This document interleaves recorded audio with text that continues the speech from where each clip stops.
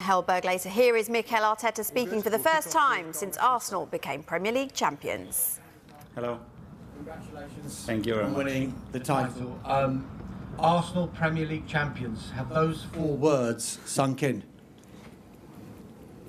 Yeah, it's incredible to hear them, especially understanding the journey, the manner that we've done it, and how many people has been involved and waiting for so long to accomplish that goal. Can you just give us an idea of what it was like for you on Tuesday night when that whistle went at the Vitality, your overriding emotion when it happened? You don't realize it, probably. It's one of the best feelings I ever had. I'm supposed to be here at Colney watching the game with the boys and certain staff because that's what they wanted, but I couldn't. I think 20 minutes later, before the game, I had to leave. I couldn't bring the energy that I wanted, and I think when it was their moment as well to watch it together, to be themselves, and just see what the outcome would be. And I went home, I went outside to the garden, I started to build some fire, and I started to do some barbecue. I didn't watch any of it. I was just hearing some noises in the background in the living room, and suddenly the magic happened. My oldest son opened the garden door. He started to run towards me. He started to cry. He gave me a hug and said, "We are champions, Daddy." And then my other 2 boys and my wife came over, and it was beautiful. Just to see that joy on them as well, that they are always with me. It was magical. And I think a minute later, Martin was with the video. "Where are you?" I said, "Come over." He said, yeah, guys, enjoy it for a while, and see you in a few hours somewhere in London." And yeah, it was beautiful. So as much as you maybe wanted to watch it with the team, no regrets now about how it transpired? And after watching the videos and it was their moment, and they have to be themselves in that moment. And if I'm there, I think it was not going to be the same. And yeah, I'm glad I did it that way. They enjoyed it so much, and the staff was all over the place. And yeah, we had our moment together a few hours later. I'm guessing the WhatsApp groups and the messages must have gone off the chain at the moment. Can you give us an insight into who's messaged you and what kind of messages you've received? To be fair, it's a bit different when you finish second and when you win it your phone. And that's a sport, but it's a big lesson in life as well, because the margins are so small and it can go either way. And when you just accomplish it, you realize how immense it is, how big it is for so many people. I mean, just to witness the happiness, the enjoyment, all the things that I've seen from all of our supporters, families in different countries, is just it's so good. Mikel, you pipped your friend. Did that make it extra special, and what's his reaction been to you since? I mean, they've been a huge part of that journey, and Pepe's been a huge part of that journey. First of all, because I started my coaching career with him, and then because not only Pep and Man City, but the other opponents as well in the league, and all the colleagues that we have in the league. I mean, they continue to raise the standard to crazy level in this league. And the only thing that it has provoked in myself, the players, the staff, and the club is to be obligated to raise those levels and those standards, to try to be better than that. And over the last few years, we've been very, very close. And this time, thankfully, we managed to win it. Was there a moment, and I don't know whether you've had a chance to think about this, was there a moment, a team talk, a goal, a match that you look back and think, that's a big moment when I really believed? It's been so many. Probably I need a bit more time to reflect on that. And we have so much footage that probably it will explain a little bit the story of the season.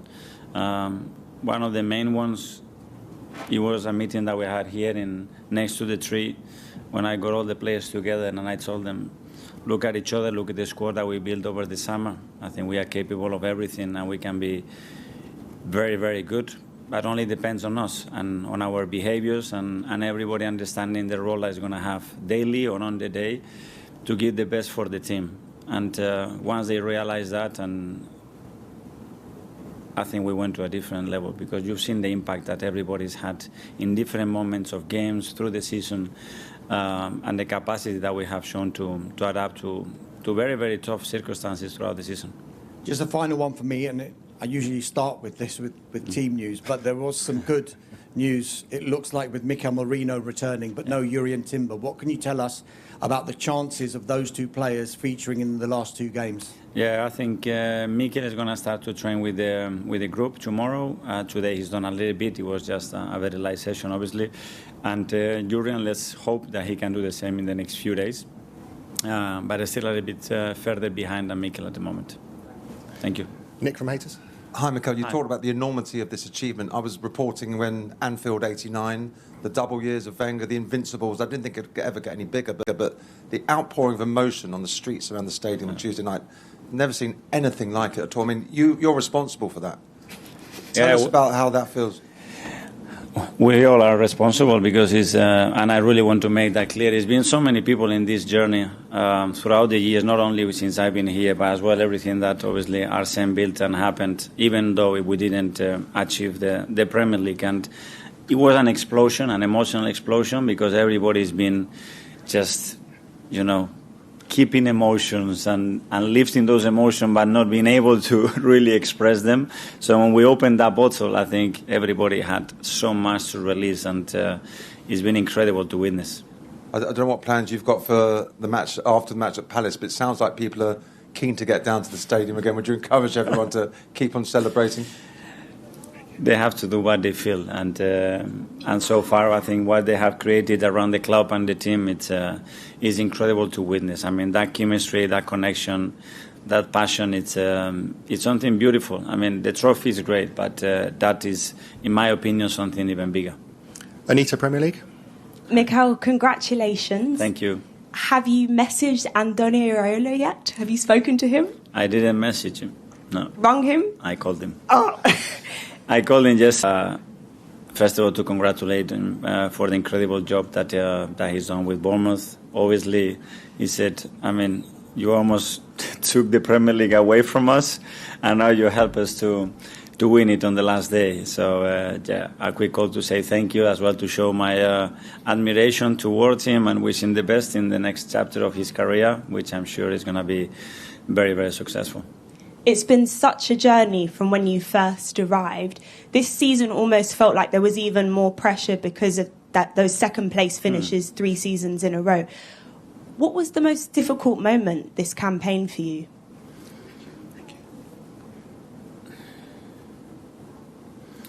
I think the start was tough because I think when you build the club, the team into a zone where the only thing that is left is to win it, and then the margin is so small, especially with our competitors, is to see, can the team handle that kind of pressure from the beginning? Because we remember the conversation, the press conference in September and October, if you guys don't win, the league is over, and it's still 8 or 9 months to play. So to play with that back constantly, it's not easy, and that's been probably one of the toughest moments. That's why when I said to him, we won the league, but I'm the most proud is that how we've won it.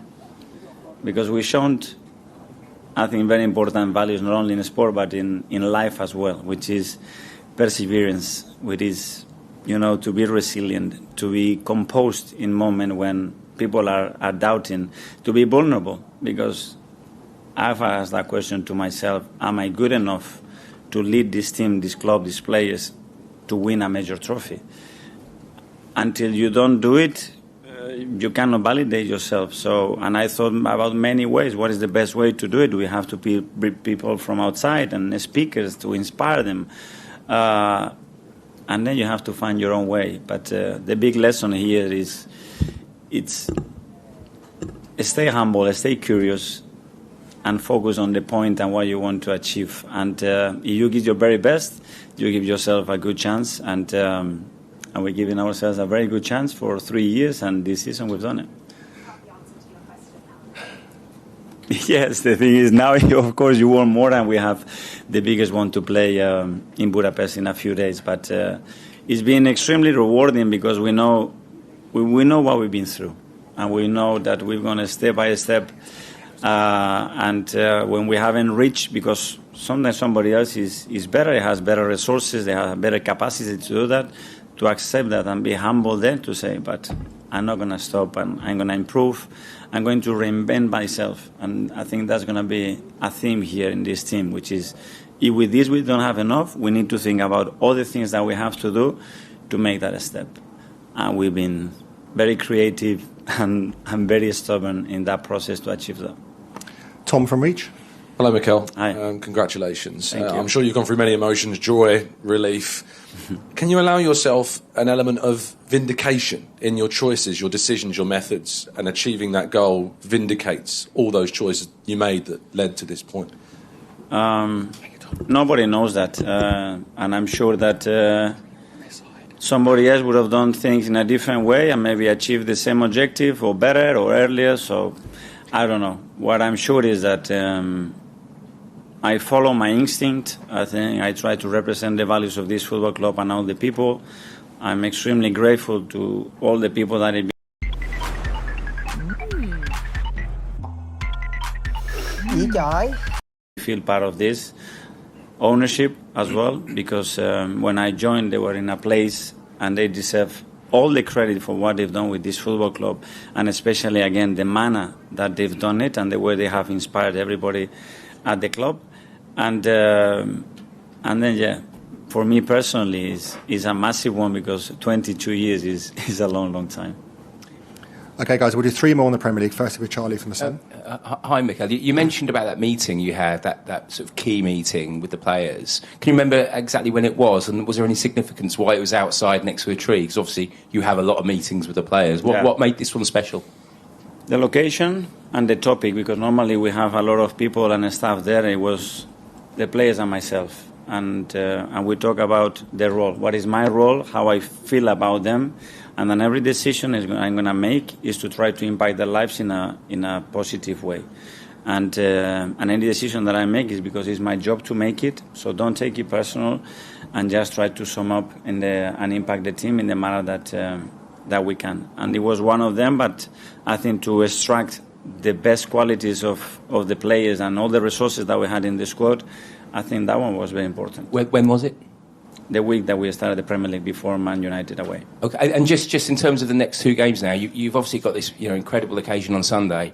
What have you said to the players in terms of just 2 more matches, not too much celebrating? What have you how are you splitting this game Sunday and obviously this massive match in Budapest? What have you told the players today? Well, we had 48 hours to enjoy the success of winning the league. Now, tomorrow and Saturday, we're going to prepare really well, because we need to now lift again our habits and the standards that we normally do things to be in the best possible way to compete on Sunday. We'll have a little window there again to celebrate, to lift the trophy in the manner that deserves it, to connect with the people that we have constantly around us. But then we have 6 days that we need to write a new history in this football club. The first time this afternoon since they were confirmed as champions on Tuesday night, and Dharmesh is waiting for us at the club's training ground. Right, Dharmesh, busy afternoon for the club. What's going on? It's a busy afternoon. It's been a busy week so far, hasn't it, Tom? Good morning to you and Rob. It's one of those cases where, say you're at the home of the Premier League champions without saying you're at the home of the Premier League champions, because if you just look over there, dozens and dozens of camera operators and photographers all trained as the players, I must say, just start coming out for this open training session. This is their open training session ahead of next week's Champions League final, of course, against Paris Saint-Germain. But, of course, there is a small matter of Sunday afternoon, the final Premier League game of the season. They have been celebrating hard all week, have the Arsenal fans and the Arsenal players. We saw those scenes at the Emirates Stadium on Tuesday night after that final whistle went at the Vitality Stadium. Hundreds of thousands of people gathering at the Emirates, singing songs and celebrating. And the celebrating has continued throughout the week, and it will continue on Sunday, because Sunday, of course, is Coronation Day, when Arsenal will be presented with that trophy. I put it to Mikel Arteta a few weeks ago whether he'd actually pictured his skipper, Martin Odegaard, lifting the Premier League trophy. He said, many times and a long, long time ago. And now that picture in his mind will become a reality. And of course, then after Sunday, there will be the build-up to the Champions League final in Budapest. And who knows, this extraordinary season for Arsenal could turn into a historic season for Arsenal, because they have never won the Champions League. If they can do it, then that parade next Sunday, when hundreds of thousands of people will line the streets, will be even more special for those Arsenal fans. I think it's going to be special anyway. But look, this has been a triumph, hasn't it, for Mikel Arteta and Arsenal Football Club. If you go back, this is not an overnight success. This is a story that's 8 years in the making since the Kroenke takeover, and 6.5 years in the making as far as Mikel Arteta is concerned. That first season when he joined, yes, he did win the FA Cup, but then they finished 8th. His first full season, Arsenal finished 8th. His second full season, they finished 5th, significantly behind Tottenham Hotspur. And, you know, if you was at another club, you just don't know, do you? Would the pressure have been on, and would Mikel Arteta have been in a job had he been at another club, but not at Arsenal? That's because very, very early in his tenure, Rob, he changed his role. The club changed his role from head coach to manager. It was a significant move because he then became part of the leadership group at Arsenal. If you speak to anyone at the leadership group, especially the chief executive, Richard Garlick, the pressure has never been on Mikel Arteta, because if it was, the pressure is on the whole of the leadership group. And I just want to put it to Rob, actually, with all of that in mind, and with the stability that Arsenal have had since Mikel Arteta has been there, whether they are now, you know, really getting the rewards from that stability, and whether Rob thinks that if he had been at another club, whether that same patience would have been afforded to Mikel Arteta. Oh, Dharmesh, absolutely. I think the best thing that Arsenal did is stick with Mikel Arteta, and also I think the intelligence to understand that this is a guy very different to others, and this is a guy with high intelligence who has the potential to give us everything, as in, you know, fighting for Champions League, but winners' titles. And I think that was the genius in that. And I think the stability to stick with him, to keep with the potential, and also that Mikel Arteta also proved, because every year they consistently got better. Now, he said, I think he had a 5-year plan.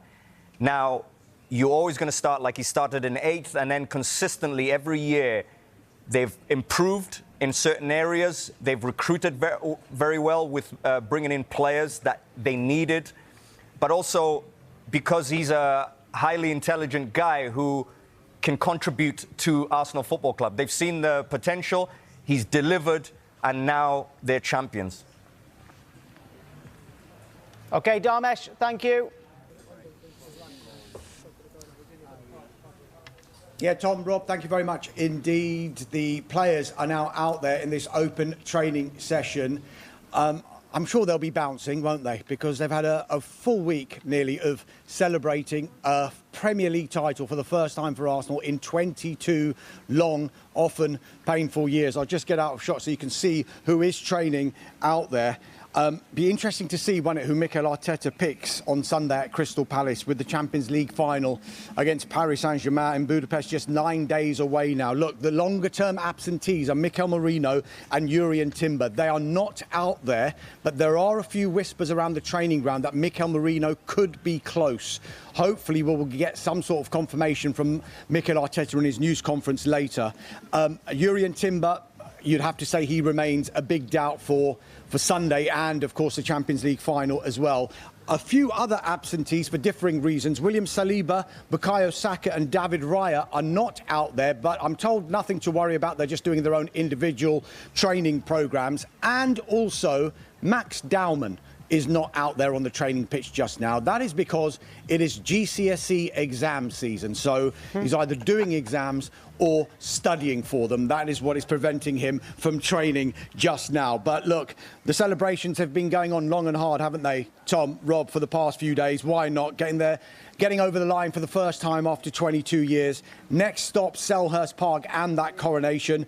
And a few weeks ago, I was mentioning it before, wasn't I, that I asked Mikel Arteta if he'd pictured Martin Odegaard lifting that title. on Sunday, that will, of course, become a reality. When he joined back in December 2019, they finished 8th and they had a full season when they finished 8th. I've just been told now as well that Mikel Merino, I'm hopeful that my cameraman Simon McCarthy will be able to find Mikel Merino, because he has now entered the training pitch, which would indicate maybe that those whispers could be true, and that could be very, very positive news for Arsenal, that Mikel Merino could be close to a return after months out with injury. So hopefully we will be getting more of an update when Mikel Arteta addresses the media a little later on.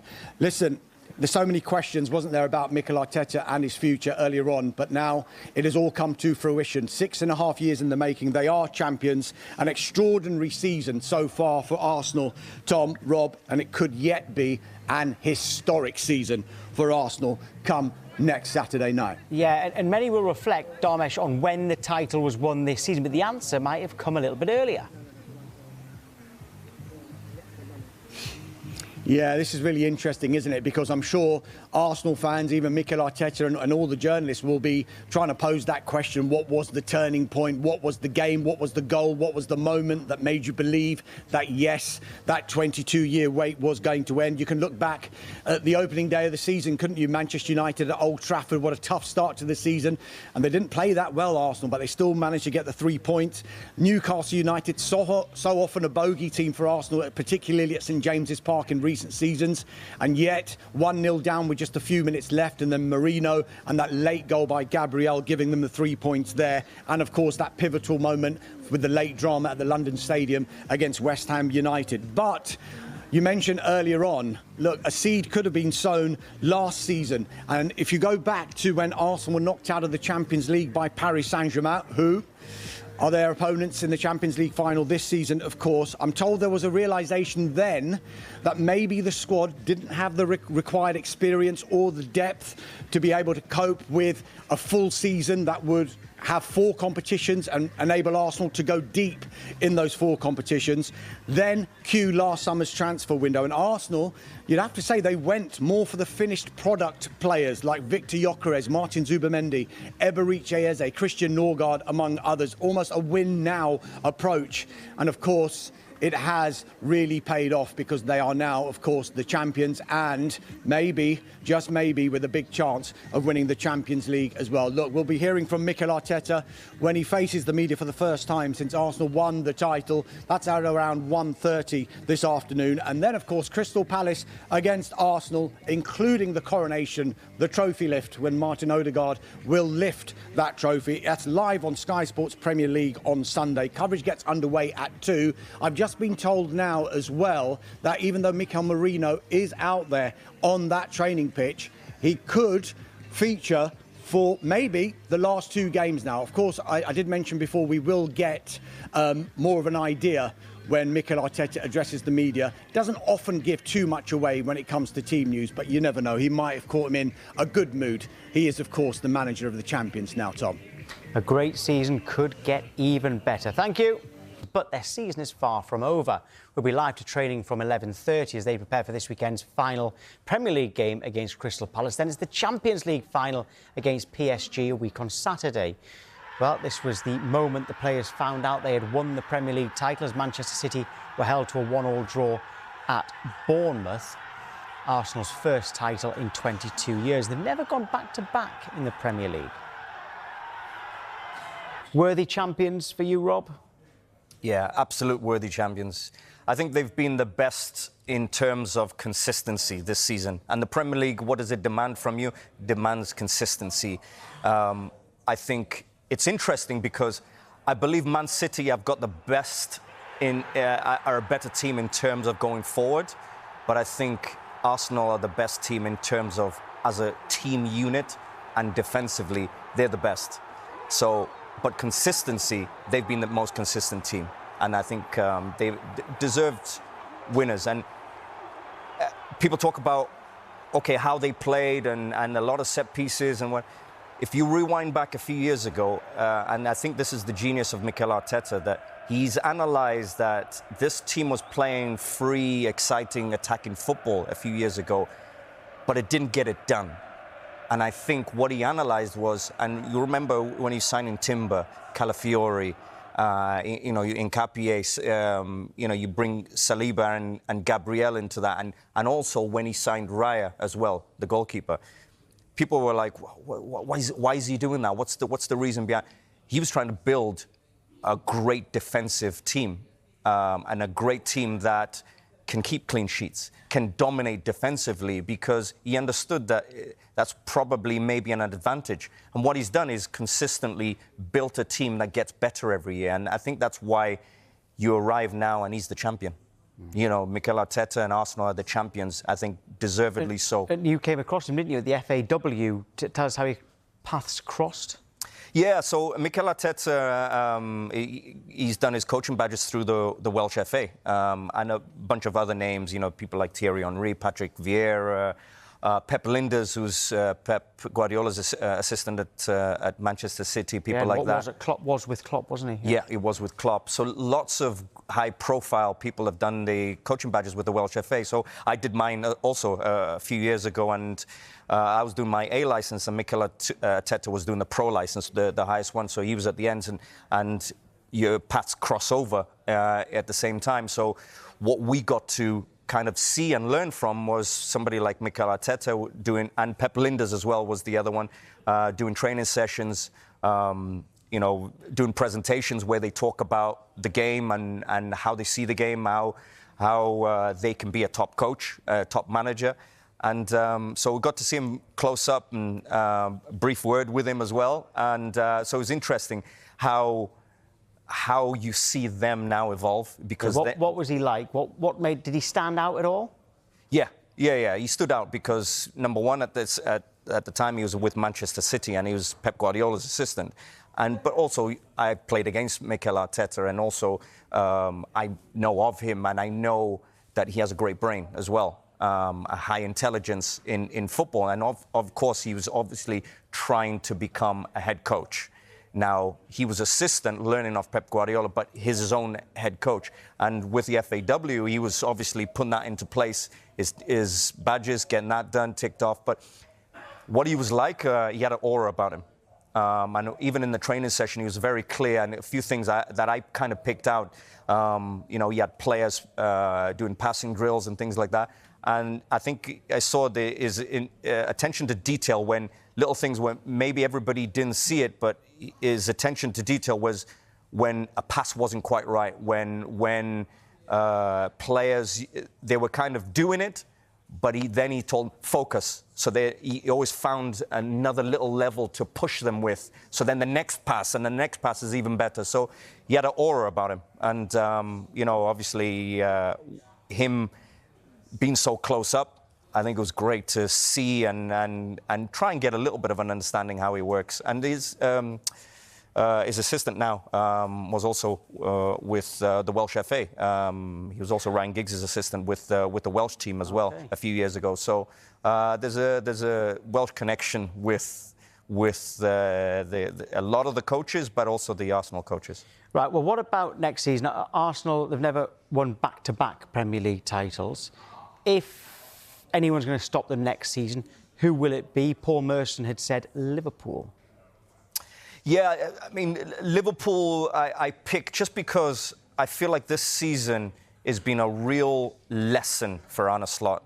And also at the same time, Liverpool have never had probably their best 11 on the pitch at the same time. And that's lots of injuries and, of course, out of form as well. But at the same time, look at the position that they're in. You know, what are they, fourth? You know, and that's a bad season. You know, we see it as a bad season. Yeah. So fifth at the moment, but you'd predict that they're going to finish fourth. Yeah, I think they'll finish fourth. But I think I'd like to see Liverpool with all their players fit. You know, the Isaks and Ekitike, and okay, what's it going to be like with no Mo Salah, Young and Gamoa as well? You know, and I'd like to see them next season. But I would say Chelsea's the underdog with Xabi Alonso, because I feel like that might be different. It's just hard to see that right now completely. But the other one, I forgot. Go on. Guardiola, if he's there, he competes. If Guardiola's not there, I still think Manchester City will have a big hangover, and it won't be the same. But I think they'll also compete. All right, well, it's a poll at the moment on our website. This one is who will be the main challengers to Arsenal next season. And actually, more people are saying Manchester United with 38%, Manchester City 36%, others 16%. Only 10% agree with you, Rob, and Paul Merson, on 10% for Liverpool. But it is interesting there, Manchester United, a lot of confidence clearly from, well... Yeah, I agree with you. Yeah, fan-base. That was the other one I was going to say as well, is Manchester United. Because of their form, because of how they... Said half the Premier League there. Yeah, I know, yeah. But no, my only worry for Manchester United is next season, Champions League. Next season, even more games. This was probably the easiest year for them in terms of the amount of games and the rest. Next year, every 3 days. That is a completely different challenge. And if you have a squad and you look at, one of their best players this year, Casemiro, he's not there. Who replaces them? Because central midfield is a real big worry. But on top of that, you add every 3 days, you preparing for another game and another game and another game. And the tiredness of that, I worry for them in that situation, because that will be a big impact on their Premier League season. Why is no one... I know there was an other there, which will include Chelsea, but why was that not higher with Chelsea? I just think because of what we've seen this year.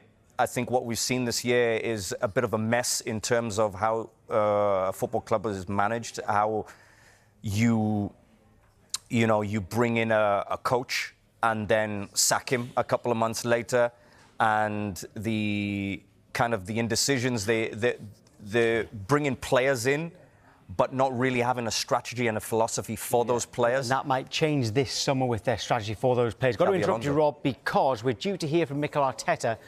Hi there, welcome back to Lunchtime Live. So with the Premier League title all wrapped up, Arsenal's attention slowly turning towards next Saturday's Champions League final. But before all eyes shift to Europe, there is still the small matter of lifting the Premier League trophy on Sunday. Let's get more on this and join our reporter Dharmesh Sheth, who's at Arsenal's training ground. Hiya, Dharmesh. Look, I'm guessing the celebrations in full flow after what was such an amazing title win for them.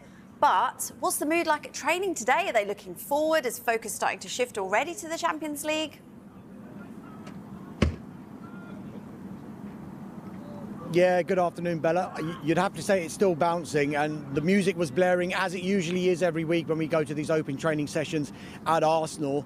The fans have been celebrating all week as well. We've seen those incredible shots outside the Emirates, haven't we? We've seen players at the Emirates at 5 in the morning, in the early hours of Wednesday morning as well, but they all looked pretty sharp and ready to go for Sunday if selected. Of course, it's going to be really interesting to see the team Mikel Arteta picks with just over a week to go until that Champions League final against Paris Saint-Germain. A bit of team news to bring you. It is good news with regard to Mikel Merino. He hasn't played since Arsenal's defeat to Manchester United at the end of January, so nearly 4 months out. He was out there at the training ground, and there was a really nice shot that we captured when he was welcomed back into the fold, when he walked through that little tunnel of players, and I think they all give him a slap, and it's all really, really good-natured. So Mikel Merino is back. We'll find out from Mikel Arteta a bit later on whether he is in contention for Crystal Palace and indeed the Champions League final against Paris Saint-Germain. Jurrien Timber, he wasn't at open training this morning. You would still say that he would be a doubt for Palace and for PSG as well. 3 other absentees in the form of Bukayo Saka, David Raya, the goalkeeper, and William Saliba. I'm told nothing to worry about there. They're just doing their own individual training sessions. And one other player who was missing was Max Dowman. And there's a very good reason he was missing, because it is, Bella, GCSE exam season. So he's either taking an exam or he is revising. There was a special face there as well at training. Arsenal legend Robert Pires, who was, of course, part of the team that was in the last time Arsenal were in a Champions League final, way back in 2006 against Barcelona in Paris. And that was one of the worst days of his career, actually, for Robert Pires, because you'll remember Jens Lehmann got sent off early in that game, and it was Pires who was sacrificed by Arsene